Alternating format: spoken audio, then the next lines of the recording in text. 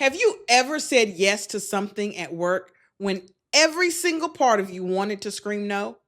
Maybe it was your boss asking you to just take on one more thing, or a coworker handing you their project 5 minutes before you were supposed to clock out.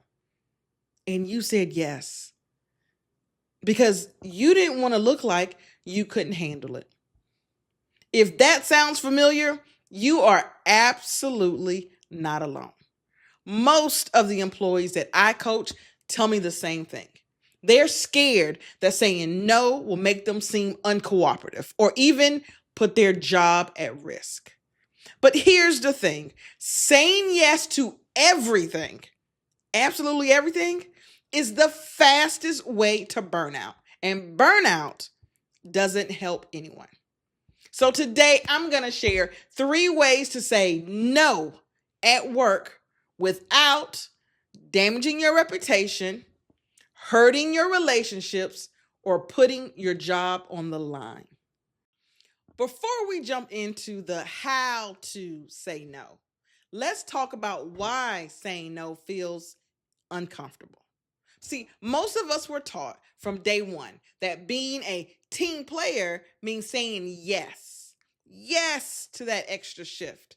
Yes to that last minute project. Yes to staying late, even when your brain feels fried.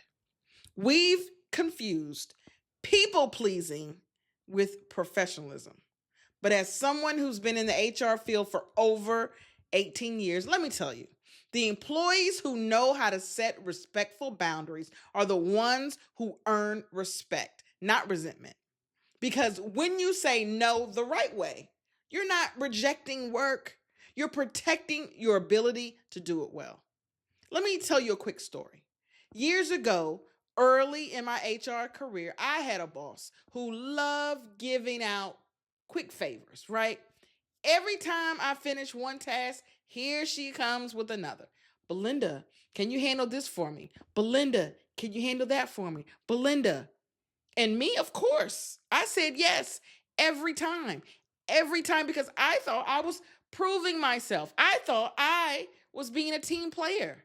But one Friday afternoon, I looked up and I realized I was the only one still in the office. Everyone else had gone home hours ago. I missed my goddaughter's school event that day. And for what? A pile of unfinished work that still didn't make anyone happy? That's when it clicked that saying yes to everything doesn't make you reliable. It makes you invisible because people stop noticing your boundaries. They just notice your availability.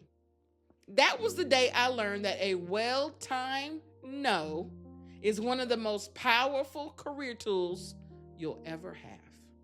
Now, let's go on how you can say no without damaging your reputation, hurting your relationships, and putting your job on the line. The very first thing, the tip number 1 is yes, but later. Yes, but later. This one's perfect when you want to help, but your plate is already full. Instead of saying no, instead of saying yes, but instead of saying no, try this. I can do this, but I'll need to finish my current task first. This shows that you're committed, but not careless with your time. So if your boss says, can you get this report done by 3? You can say, I'm currently finalizing the compliance audit. I can start that report right after. Does 4:30 work? It's professional, clear, and still cooperative. You didn't say no. You said not right now. That's tip number 1. Tip number 2, redirect with priorities. See, sometimes the best way to say no is by asking for clarity. Like this. Here's what's already on my plate. Which of these should take priority? You're not refusing the task. You're asking for direction. This is one of my favorite strategies because it turns a potential no into a conversation about priorities. And good managers respect that. So here's how it would go. I can take on the new project, but that'll push the client proposal back. Which one's more urgent? It's calm, it's collaborative, and solution oriented. Exactly what a professional no should sound like.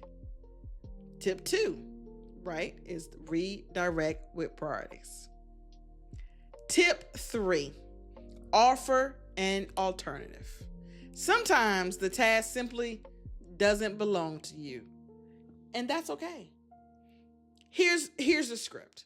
I may not be the best person for this, but Susie or Lisa or Sherry has experience in that area.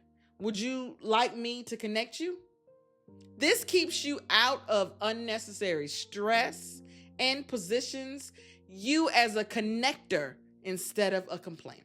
So here we go. Here's how you try it. I'm happy to give feedback on the draft, but since Sherry leads the design team, it might be faster to check with them first. You're helping the team and protecting your time. It is a win-win. When you start saying no respectfully, something amazing happens. You stop working from guilt and you start working from intention. You're not constantly putting out fires. You're actually doing your job and doing it well. And here's the best part. People begin to trust your word because when you say yes, they know you mean it. That's how you build a professional reputation that's grounded in respect, not exhaustion.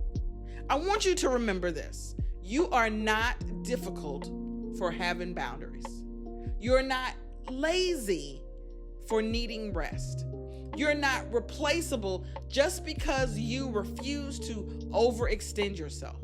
You are a human being doing your best to show up and still protect your peace. That's not rebellion. That's self-care at work. If this was helpful, I'm building something just for you. A private self-care at work community.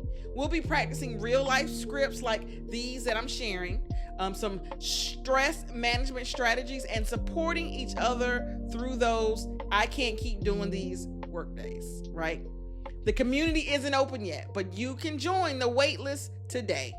The link's in the description. Join us if you're ready to stop burning out and start building a career that supports your well-being, not just your workload. I'll see you at the next video.